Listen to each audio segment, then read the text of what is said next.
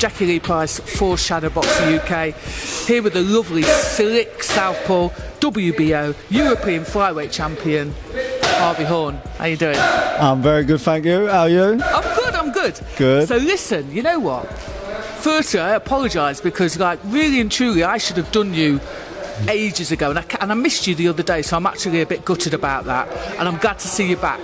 Are you happy to be back? I am happy to be back. Where did you miss me? What, the Wembley? Oh, no, it was very busy when it was manic. I mean, you had Roy Jones Jr. and that in there, didn't you? It was manic in there, but you got me now, so it's long overdue. Yeah, it is long overdue. So listen, you signed with Wasserman. We'll get back to that in a second, because I want to go back a little bit, because you had an amazing amateur career, and I'm going to be honest, I'm a bit surprised that you're not further down the line than you should be, really, because you are an amazing talent. There's a lot of hype around you, and then you boxed until into 2019, I think it was. What happened between 2019 and now? Obviously there was COVID, but was there other stuff going on? So I think what happened was, you've obviously had coronavirus, hasn't done anyone a favour, but I have not fell out of my I lost promoters in February of 2019, I think. 2020, sorry, right at the start of the year. And obviously coronavirus hit about a month later, so did not do me any favours whatsoever. But luckily, I was lucky enough to find Wasserman. We gelled straight away. I was actually signed with them a little bit before. I signed with them around right at the end of 2020. But obviously no fight happened because it was just so tough to get a fight. And it's hard enough anyway, getting a look in as a flyweight. But it was tough, but I can't really moan now. I'm in a great position. I'm out in this is my second fight in the space of 8 weeks. So they're doing what they promised. They're keeping me busy. I performed well last, so as long as I hold up my end of the bargain, keep performing, keep winning, which is what I'm good at, then I'm sure it's going to be a great partnership. So you were last out in October, points win over Adam Yahya, and you know it was a great fight. I was actually there at ringside, but I didn't see any ring rust, and usually you see a little bit of ring rust, and it was great to see you back, and it was one of them things like, where the hell has Harvey Horn been? I was very shocked myself, to be honest, that there was no ring rust. It went very well. It was something, I don't know if maybe being out for so long, I missed it so much that I just enjoyed every minute. I mean, even with the ring walk, I sat on the top of the stage, my music dropped, I had a great crowd there, I had a big crowd. I think that's why I'm out so quick afterwards as well. I can do a ticket, and I'm quite fan friendly with, well, obviously I have a few people there, so I just felt everything. I was on the top of the stage, I felt like I floated down there. And I performed, which there was obviously a lot of gaps that need to be worked on, a lot of things that I come away, but I've done that with every fight I've had. There's always going to be holes you can dig, like holes I can pick at, and mine in particular for that fight was gears. I should have really got him out of there. Hurt him several times in the fight. Just didn't have that zip like I would have maybe a couple of fights before. But again, it's understandable. I've been out the ring for 2 years. It was a long time. But as far as ring rust went, my accuracy was there, me timing was there, speed was there. I was very happy with the performance. And Mark and Jimmy said he was happy with the performance. So that's how you know that I did all right. Are they like old school trainers that they don't give you any hype unless you've really earned it? I have to earn it in here. Don't get me wrong, I have to earn it. I mean, I've come out and I've had bad spars before, you know, like when I haven't looked myself, and Jimmy's come out and he goes, didn't look at all like you, son. Didn't look nothing like you. And I go, but you know he's done well if it gives you. I think I've done all right there. But I mean, I'm not being funny. I've got Jimmy and Mark Tibbs in my corner. It's very hard not to be confident. So this next fight is going to be no different. You're winning anyway, aren't you? With them? I'm going for the win, and more in particularly, I'm doing it in style. I'm going out. I'm going to boss it. It's 10 rounds. I'll get better as the rounds go on, as I've proved in other fights. But it's just now time to. I sort of announced that I'm back. Now it's time to sort of say, right, I'm coming for you lot. To be fair, did you use that like COVID period just to like? Okay, you're in a bit of a you know, a no man's land. Did you use the COVID period just to kind of brush up on the skill set and just to keep ticking over, really? And with hindsight, has it done you some good? It's definitely done me some good. I'll be honest, it wasn't all sharpening tools and things like that. There was a lot of times when I thought, am I ever going to get out again? Am I going to get out again? It was a little bit dark at times because I felt like I've dedicated my life to a sport that wasn't really giving me much back. But it's one of them things, boxing, if you're out of sight, out of mind, and it happens very, very quickly. But it's the same thing. I can give it all, oh yeah, I could have walked away. I was never going to walk away. I could never walk away without knowing how far I can really go. And I'll be honest, I don't think I'd be doing it if I didn't think I'd go to the very top. It's one of them things where we're a competitor, like, as you say, my brother's fighting on the bill. We're a competitive, high-achieving family. Like, we want the best. We want the best. And I won't settle for anything less. I don't think so. It was dark times, as in I thought, can I do it? But at that little taste again in October, the fire's back. I'm back. I'm glad to hear that because there were quite a lot of people that were having those sorts of feelings during the pandemic time, and it would have been a shame with someone of your talent. Honestly, that would have been like, oh mate, if for you to have given up, but I also understand it. Do you know what I mean? Yeah. But you're out on the 25th at York Court, the development series card versus Jensen Ortiz. It's a different fighter now, isn't it? Well, I think I've actually got a new opponent now as well. Yeah. So this one couldn't get in the country. This is my 5th opponent now. So we're just waiting for it to be nailed down. I know it's a bit late, but I think it is nailed down. I'll be honest, I can't pronounce his name. I'm not too sure how his name goes, but a tough. He's going to come to bring it. He's won titles before. He's no pushover. I think he's had around 30 fights, so he's knocked out a fair few as well. So he's got heavy hands. He's got nothing to lose. He's coming over to my backyard. A last-minute job. He's got nothing to lose. He's got nothing to lose. He's going to come out. He's going to come out swinging. I've got everything to lose. He's got everything to gain, nothing to lose. I'm going to go out there. I've got to make sure I'm on form. I am on form. I'm ready. I'm sharp. It's just a matter of concentrating the whole time, which I will be. I'll be fine. What does it feel like for you to keep getting those switch of opponents?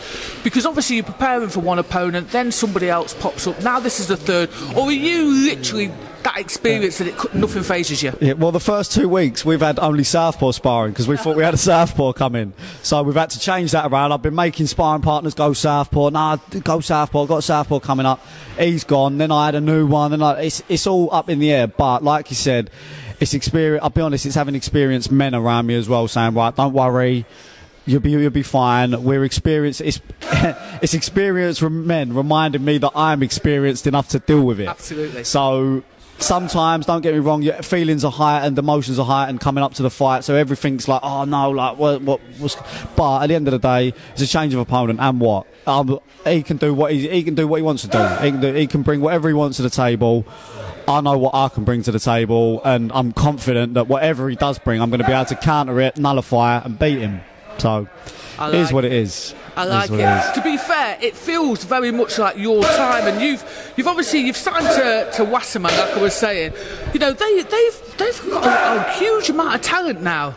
Recently, they've really sort of been writing the checks, haven't they? And obviously, you were out last month, like I said before. What is different in terms of what are they offering that's different to, say, other promoters? So, obviously, I was with Frank Warren and that didn't work out. Wasserman have merged with... So, Wasserman was like a global powerhouse in terms of an agency, like a marketed sports agency, which is great, but obviously you need the boxing knowledge, the boxing know-how and the contacts to work your way around that sort of world. Absolutely. And then they merged with the Sauerlands, so two of the biggest European promoters. It seemed like a bit of a no-brainer. New on the block as well. I was one of the first boys with them, so I'm sure I'll be looked after in years to come. Hint. Yeah, hint. But also, I get on really well with them, funnily enough. Boxing is full of people that... it's quite dog eat dog, as in a lot of people want to use you, and it's one of the worst sports for being used and abused. And I believe that these have got my best interests at heart. They have since the start. I'm a poet and I didn't know it. Absolutely. Yeah.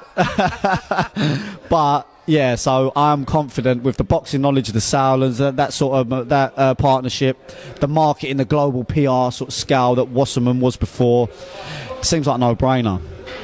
It sounds fresh and innovative, and yeah, just exciting that they're giving the others a bit of a run for the money as well. That's what I mean. New kids on the block as well. That excites me. I like a bit of competition. You know, like it's nice to go up against the big dogs as well. I mean, you got Eddie Earn, who's obviously, in my opinion, he's at the top of the minute.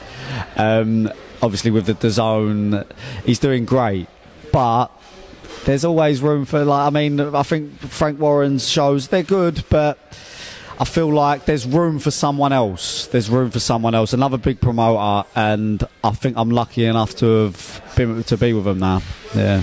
They've got to be kept on their toes, though, haven't they? 100%. I mean, I'll be honest, the competition keeps everyone fresh. It does. Because it stops cards getting lazy, stops them ripping the public, really, doesn't it? If you think about it, it stops them ripping them. Yeah. So, yeah, it's good for boxing, it's good for everyone. There's no downside, really, is there? 100%. So you were talking about, you know, we know the insiders of the sport. It can be a bit dicey. Yeah. I was trying to think of a polite At word best. then. Yeah. You've got your kid brother coming into the pro scene, who's actually making his debut on Thursday night. What sort of brotherly advice have you given to him? Do you know what? It's one of them where I'm going to be biased, obviously. I'm going to be biased. He's my brother. I've grown up watching him, but he hasn't had many amateur fights. He managed to win the only amateur title that I never won, which was a schoolboy title, and he done that off a bet. Said that he could. I said he couldn't do it. He went, yeah, watch me. And he went and done it first year up. Yeah. He needed 2 fights to enter the competition, so he just chucked him 2 club shows, went in and won it. 7 fights in. Obviously, that grates me. It grates me. I'm happy about it, but it grates me. I have won 7 national titles. I'm just throwing that out there as well. To be fair, though, you didn't do it as quick as him, so... I didn't. No, do you know what I didn't? I lost... And you know what? I only got the excuse that I didn't enter them. I entered them and I lost all 3 of them. I lost all 3 of the schools. But I'm going to be biased. He hasn't had a lot of amateur experience, but he's got every tool in the book to be a real threat. And I think... we're so lucky. So I'm grateful to Wasserman as well for putting him on the show.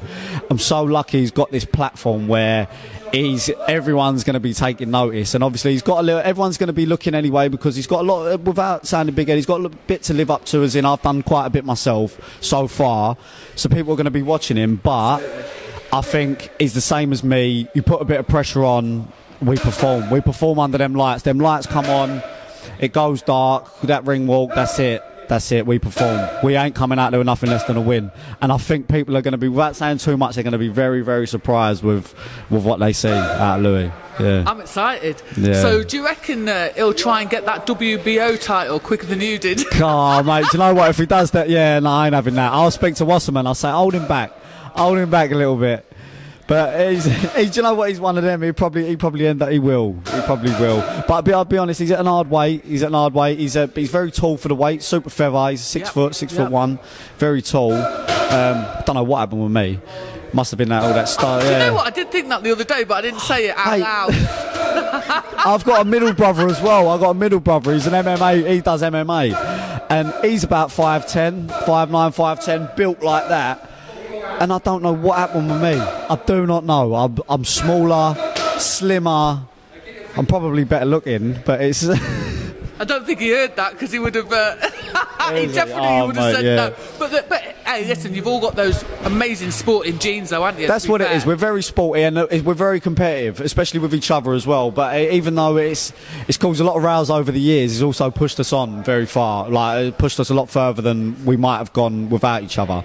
And I'm not being funny. It's like we're going to be like the London Smith brothers, aren't we? You got you got Finn coming up. It's going to be great. The middle one can box, funnily enough, but he prefers the MMA. But it's a bit too brutal for us. A bit brutal. Yeah, you got. Yeah, well, it's good that you've got you've got some in boxing and some in. That's what I mean. MMA. Yeah, well, yeah, it's great. Well, as long as it's fighting, we're not too bothered. Do you know what? I'm absolutely. You know, I'm really pleased that you're back, and the focus is on you, because honestly, I do think it'll be a massive shame if you weren't to push on, it looks like everything's settling into place now. I wish you all the luck on it. It's Thursday night, isn't it? Thursday night, I know. Thursday night, it's a bit different. Well, I remember Eddie used to do the Next Gen on a Wednesday night, didn't he? He was doing them on a Wednesday, so it could work. And I thought it would put a lot of people off for tickets, but people just say they're starting the weekend earlier, aren't they? So it's true. It's all my luck. Yeah, we'll have that. Thursday night, calling sick on a Friday. Yeah. Which I will be doing as well, unless they'll probably be George will probably be watching this. Yeah, sorry, George. Yeah, he'll probably be watching. But yeah, I wish you all the luck. Thank you very much. Really appreciate it, Jack. Thank you.